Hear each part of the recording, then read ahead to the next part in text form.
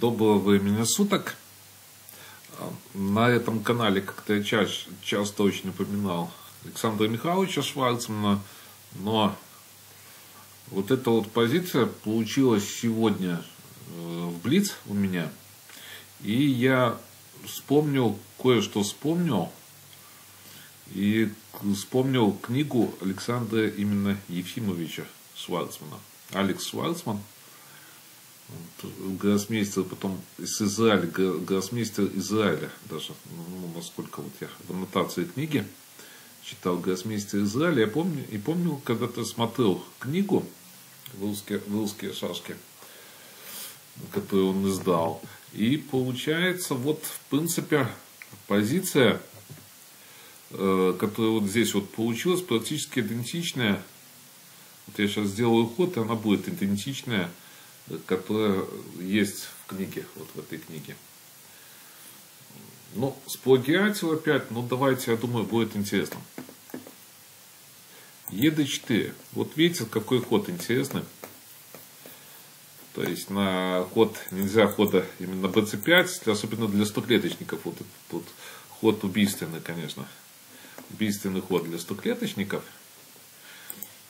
Потому что нельзя сюда бить.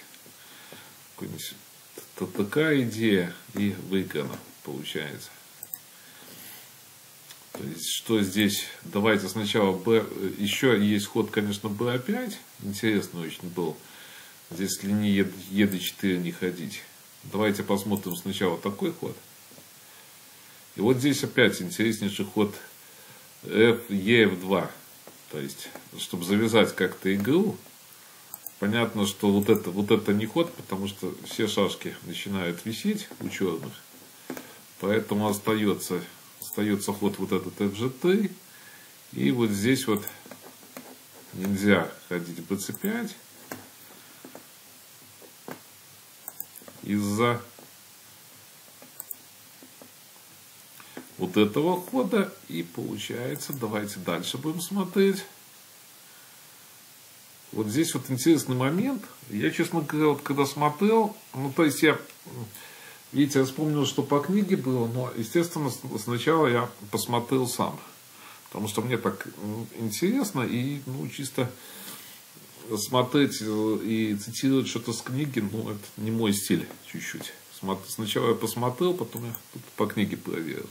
И вот GF6, смотрите, проводим вот эту вот комбинацию.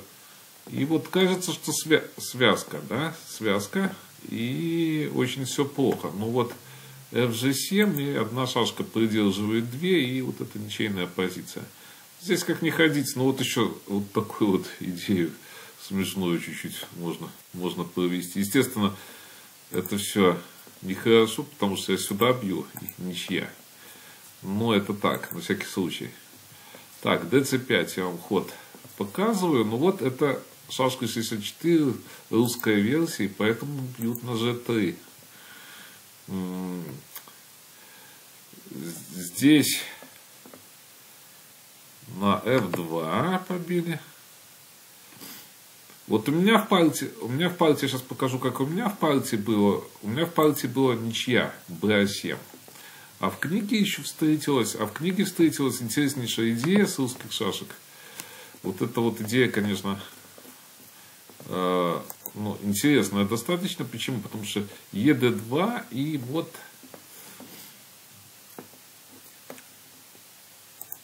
вот эта мысль. Нападаем. И здесь вот важно, ну, известная позиция, да, еще раз я повторюсь. Вот, и выиграли. Здесь нечего делать.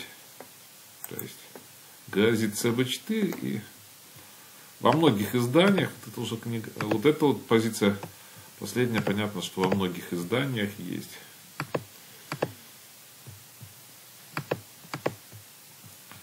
Оставили спокойно и просто закончилось. Так, давайте еще один момент. Кстати, вот я вспомнил интересную деталь. Давайте я вам покажу. Как-то дети у меня небольшие такие не могли найти. Вот здесь вот не могли найти выигрыш, в этой позиции. Что-то с ними случилось. И вот не могли почему-то... Ну, здесь, наверное, по-разному, но вот простейшее. Вот что-то здесь, вот, может, я в чем-то ошибаюсь, но где-то, по-моему, здесь долго не могли найти. Ну, долго это я не беру, что очень долго, как вы подумали, наверное. Тут минуту, наверное, что-то они тут путались, я помню. Очень было все это давно, поэтому так. Где-то помню, что не сразу все было. В какой-то момент. Так, еще что я вам хотел показать здесь. Да, вот один момент. Если этот ход делают, то здесь важен ход cb4. Почему?